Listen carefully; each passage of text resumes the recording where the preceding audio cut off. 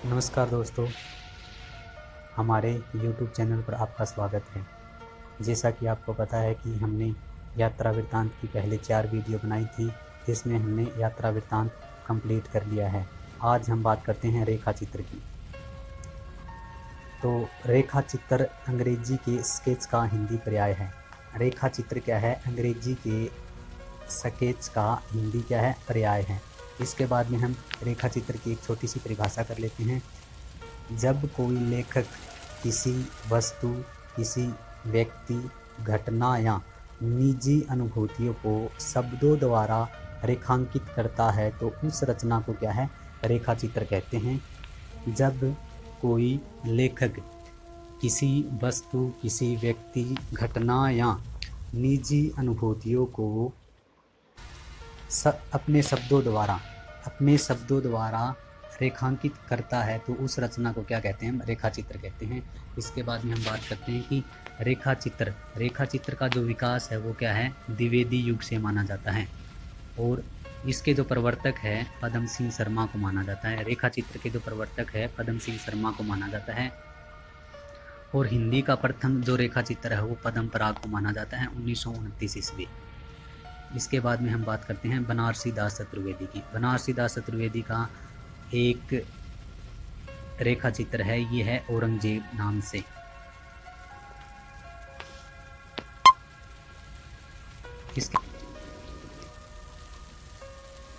इसके बाद में हम बात करते हैं श्री राम वर्मा। श्री राम वर्मा, ये जो श्री राम वर्मा है ये प्रकृति तथा शिकार कथाओं पर अधिक लिखते थे।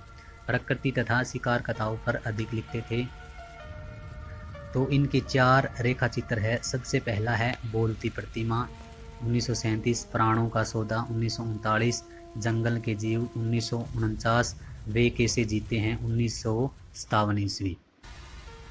इसकी हम अब एक ट्रिक तैयार कर लेते हैं। तो इसकी एक ट्रिक है श्री राम वर्मा, यानी श्री राम भगवान को माता सीता कहती हैं कि आप मेरे लिए जंगल से एक हिरण लेके आओ।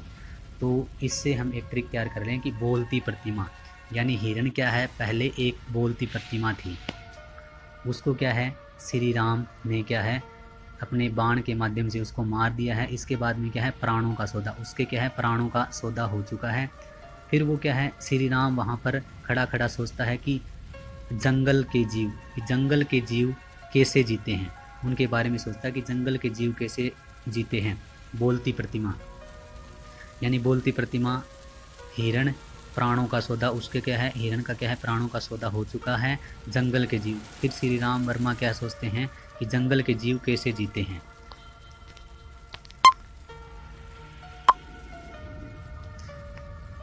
इसके बाद में हम बात करते हैं महादेवी वर्मा के रेखा चित्रों की हम बात करते हैं। तो सबसे पहले हैं अतीत के चलचित्र 1941 ईस्वी, इसके अंदर 11 रेखा चित्र है। इसके बाद में हम बात करते हैं समृद्धि की रेखा है 1943 ईस्वी, इसके अंदर 7 रेखा चित्र है। पथ के साथी 1956 ईस्वी, मेरा परिवार 1972 ईस्वी, समारिका 1971 ईस्वी। समारिका, इसके अंदर 4 रेखा चित्र है जो राजनीतिक क्षेत्र के महापुरुषों से संबंधित है। इसके बाद में हम पथ के साथी के बारे में थोड़ा सा जान लेते हैं। पथ के साथी जो इनका रेखा चित्र है, इसके अंदर 7 समकालीन साहित्यकारों के रेखा चित्र है, जिसमें सबसे पहले आते हैं रविंद्र ठाकुर, मैथिली शरण गुप्त, सुभद्रा कुमारी चौहान, निराला प्रसाद पंत, सियाराम शरण गुप्त। इन 7 के क्या है? रेखा चित्र रेखांकित है पथ के साथी रचना के अंदर। अब हम इसकी एक ट्रिक तैयार कर लेते हैं। महादेवी वर्मा क्या है? अतीत के चलचित्र, अतीत में चली जाती है और चलचित्र और चित्र बनाती हैं समृद्धि की रेखाएं, और अपनी समृद्धि के माध्यम से वो याद करती हैं पथ के साथी, अपने समकालीन कवियों के बारे में, जो उसके पथ के साथी थे उनके बारे में याद करती है। मेरा परिवार, कि वो तो क्या है? मेरा परिवार थे। जो पथ के साथी थे वो क्या है? मेरा परिवार थे, समारिका। और अब उनके जो नाम हैं उन्होंने स्वर्ण अक्षरों में स्मारक कर दिए हैं। तो ये थी महादेवी वर्मा के बारे में हमारी ट्रिक। अतीत के चलचित्र, महादेव वर्मा अतीत के चलचित्र याद करती है। समृद्धि की रेखाएं, समृद्धि की रेखा यानी समृद्धि के माध्यम से पथ के साथी, अपने पथ के साथी को याद करती हैं कि वो तो मेरा परिवार था। पथ के साथी क्या है? मेरा परिवार था। स्मारिका, स्मारिका के अंदर यानी स्मारक के अंदर उनके नाम अंकित कर देती हैं।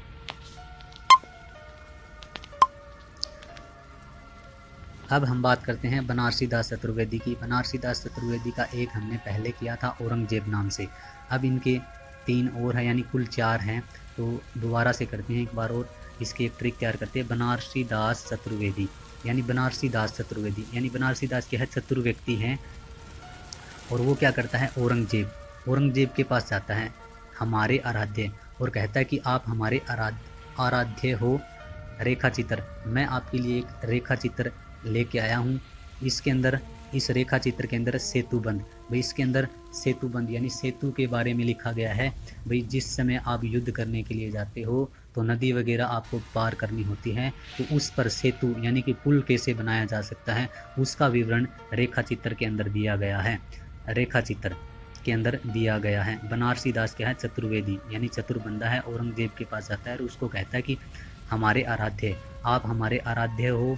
रेखा चित्र, मैं आपके लिए एक रेखा चित्र लेके आया हूँ। सेतुबंध, इसके अंदर क्या है? सेतु यानी पुल के बारे में बताया गया है। इसके बाद में हम बात करते हैं प्रकाश चंद्र गुप्त की। प्रकाश चंद्र गुप्त रेखा चित्र, मिट्टी की पुतले, पुरानी स्मृति, नए स्केच। तो प्रकाश चंद्र गुप्त यानी प्रकाश चंद्र क्या है? एक बात है गुप्त रखता है। क्या बात गुप्त रखता है? कि उसने एक रेखा चित्र की रचना की है और उस रेखा चित्र के अंदर उसने क्या है? मिट्टी के पुतले डाल रखे हैं, यानी छोटे छोटे मिट्टी के पुतले स्केच के तौर पर डाल रखे हैं। पुरानी स्मृति, नए स्केच। और जो मिट्टी के पुतले हैं उनको क्या है? पुरानी स्मृति, और अपनी जो पुरानी स्मृति है उनको क्या है? नए स्केच, यानी उनको ताज़ा कर रहा है। रेखा चित्र, प्रकाश चंद्र गुप्त ने एक रेखा चित्र लिखा है मिट्टी की पुतले, और उसमें क्या है? छोटे छोटे फोटो डाल रखे हैं मिट्टी के पुतले जैसे। पुरानी स्मृति, अपनी पुरानी स्मृति को क्या है? नए स्केच यानी नई यानी ताज़ा करता है। इसके बाद में हम बात करते हैं विनय मोहन शर्मा। विनय मोहन शर्मा का जो रेखा चित्र है वो रेखा और रंग नाम से है, 1955 ईस्वी।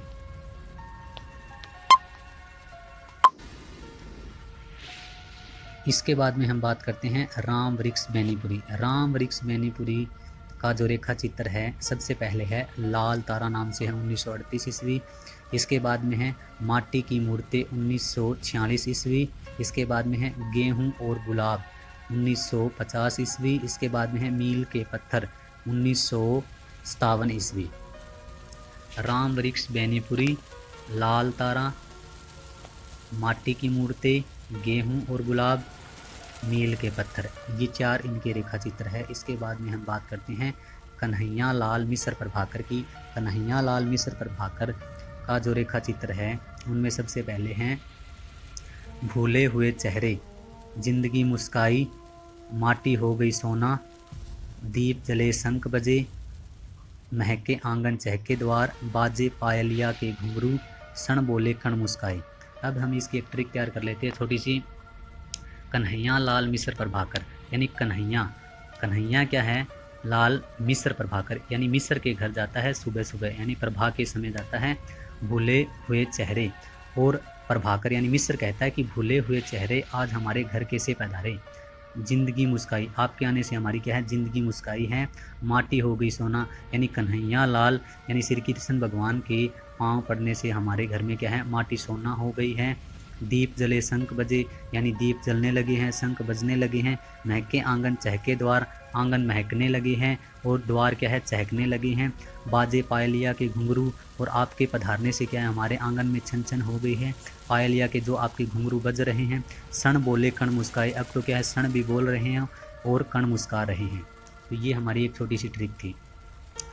भूले हुए चेहरे, कन्हैया लाल मिश्र प्रभाकर यानी कन्हैया लाल क्या है? मिश्र प्रभाकर के घर जाता है। तो भूले हुए चेहरे, जिंदगी मुस्काई, वो कहता है कि हमारी ज़िंदगी मुस्का गई है यानी मुस्काने लगी है। माटी हो गई सोना, माटी सोना हो गई है। दीप जले शंख बजे, महके आंगन चहके द्वार, बाजे पायलिया के घुंघरू, क्षण बोले कण मुस्काए।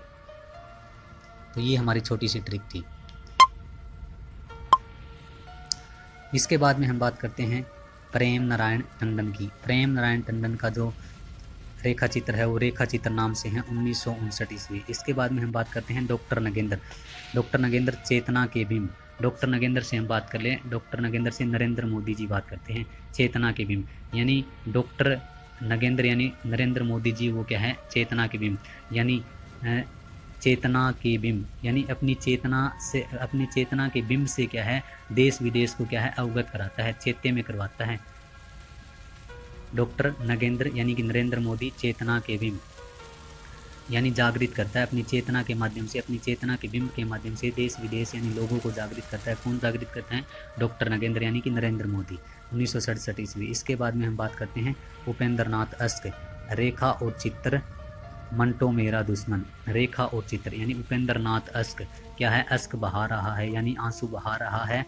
रेखाएं और चित्र और क्या है, रेखा से माध्यम से क्या है चित्र बना रहा है और रोता हुआ कहता है, अश्क बहाता हुआ कहता है कि मंटो मेरा दुश्मन है, मुझे मार देगा, मुझे बचा लो। रेखाएं और चित्र मंटो मेरा दुश्मन उपेंद्र नाथ अस्क। इसके बाद में हम बात करते हैं देवेंद्र सत्यार्थी। रेखाएं बोल उठी 1949 ईस्वी। तो आज के लिए इतना ही काफ़ी। वीडियो देखने के बाद चैनल को सब्सक्राइब ज़रूर करें, लाइक कमेंट और शेयर भी ज़रूर करें। धन्यवाद।